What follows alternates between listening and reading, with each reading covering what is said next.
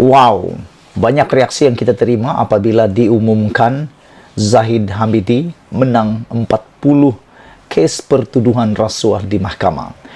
Antara reaksi yang kita terima ialah mereka kata 40 pertuduhan boleh lepas semuanya. Ini antara rekod yang terbaik pernah kita alami di Malaysia. Ada orang kata, Nazilin kecewa ke? Aku tak kecewa langsung lah, sebab itu hak dia. Dan memang kalau sudah dibicarakan, dia menang dan dibuktikan, serta keputusan mahkamah kata dia terlepas, terima dengan hati yang terbuka. Terimalah hati terbuka. Jangan sampai menjadi orang-orang geng yang dah dijatuhkan hukuman bersalah, kata pula mahkamah salah lah, hakim salah lah, peguam salah lah, sakit penyakit salah lah, itu yang salah.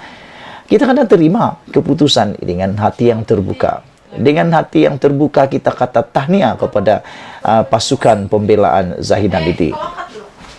Selain daripada itu, ada juga netizen yang kata kepada aku, hari ini hari yang paling mulia. Selain daripada hari Jumaat, orang terima gaji, terima pula keputusan yang baik. Mereka kata kalau jumpa dengan Zahid Hamidi, jangan lupa minta belanja RM100. Kerana dengan hati yang gembira, beliau ini bukan saja bagi RM100, tapi Zahid akan bagi RM1.000. Sebab dia terlampau gembira. Kalau mau minta belanja dengan Zahid hari ini, jangan alang-alang, kata orang Sabah. Jangan alang-alang, minta belanja betul-betul sebab dia dalam keadaan hati yang tenang, hati yang suka dan sebagainya.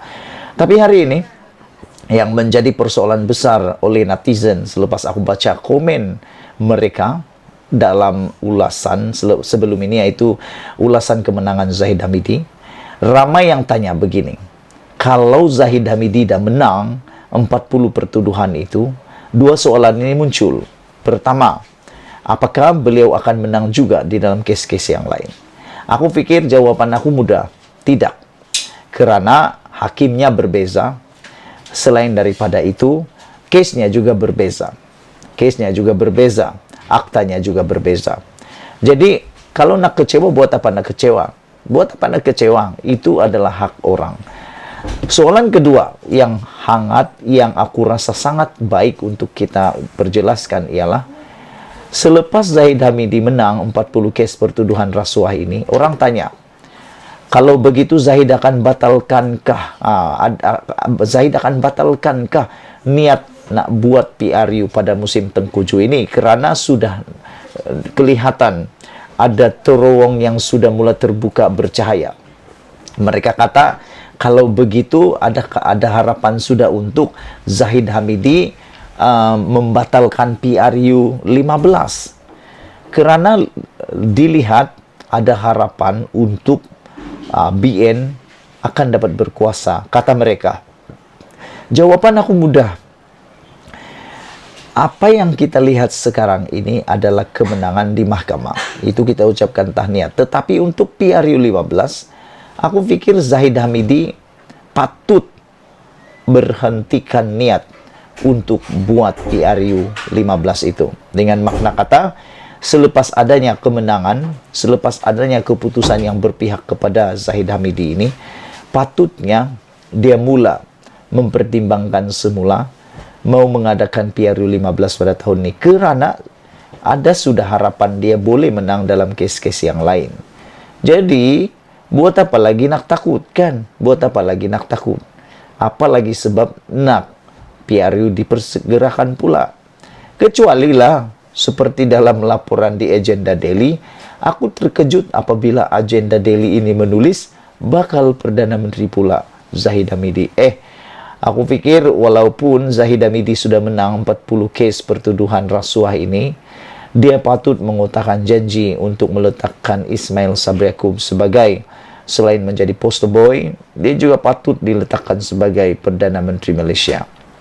Kerana sekarang ini, selepas dia menang 40 pertuduhan itu, dia belum bersih sebenarnya, sebab ada satu lagi, bukan satu, berpuluh-puluh kes lagi yang melibatkan Zahid Hamidi yang masih dibicarakan, dan yang pertamanya yang masih berkaitan dengan VLN dan juga Yayasan Akal Budi, penyalahgunaan, penyelewengan dan rasuah dan sebagainya yang telah diarah bela diri. Yang Akal Budi itu itu ada case prima facie. Maksudnya dia perlu menang di sana dan dia perlu bebaskan dirinya daripada case-case tersebut. Barulah kalau sudah bersih, barulah bercita-citalah menjadi Perdana Menteri. Tapi setakat ini dia masih lagi mempunyai case di mahkamah. Jadi kalau nak kata sedihkah tidak, aku tak sedih langsung. Aku sangat gembira bagi pihak Zahid Hamidi. Kita ucapkan tahniah. Kita ucapkan tahniah atas kemenangan itu. Dan jangan sekali-kali mempersoalkan keputusan mahkamah. Kerana kita percaya kedaulatan undang-undang dan juga kuasa hakim yang arif lagi bijaksana. Semoga pemimpin-pemimpin yang lain juga jadikan ini sebagai teladan. Dan semoga penyokong-penyokong Zahid Hamidi juga menjadi iktibar kepada kemenangan ini. Dan jangan lagi bertempik-tempik, tak puas hati Najib tak menang kerana kamu punya bos yaitu Zahid Hamidi telah menang. Makna kata, kalau memang tidak salah boleh menang, tapi kalau memang kalah tetap kalah. Aku haraplah kan selepas kemenangan Zahid Hamidi, selepas 40 pertuduhan Zahid Hamidi dibebaskan ini dan dia menang, aku haraplah penyokong-penyokong Najib bosku pula, termasuklah Zahid Hamidi, berhentilah mempolemikkan kekalahan Najib Tun Razak itu, kerana sudah dapat dilihat sekarang. Ada bukti sekarang menunjukkan kalau orang itu memang salah, dia memang akan dihukum, disumbat terus ke dalam penjara. Tapi kalau memang tidak bersalah seperti Zahid Hamidi sekarang, dia akan terlepas. Jadi kalau ada lagi kata ini semua adalah selected ataupun pendakwaan terpilih, aku kata sudah terbukti bahwa kalau memang pun dia tidak bersalah, dia akan terlepas. Tapi kalau dia bersalah, macam Najib, dia macam mana pun dia putar alam, macam mana pun dia putar bumi, macam mana pun dia nak pecat si anu dan si anu, dia tetap akan kalah dan masuk penjara juga. Tiada yang boleh melepaskan Anda daripada undang-undang Malaysia kalau memang bersalah. Jadi itu sebabnya diucapkan tahniah kepada Zahid Hamidi, dan kita ingin sampaikan salam ini kepada semua penyokong-penyokong Najib bosku. Jangan lagi polemikkan keputusan Najib yang kalah, sebab terbukti mahkamah tidak menyebelahi sesiapa.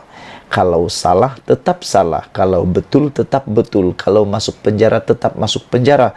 Termasuklah Rosmah Mansur yang telah pun dijatuhi hukuman penjara dan denda 970 juta. Itu dulu daripada kali ini. Isu yang paling hangat itu ialah, adakah Zahid akan membatalkan PRU 15 selepas menang 40 kes pertuduhan rasuah. Malaysia kita punya, kita jaga sama-sama cintai Malaysiaku. Kita jumpa lagi. Bye-bye.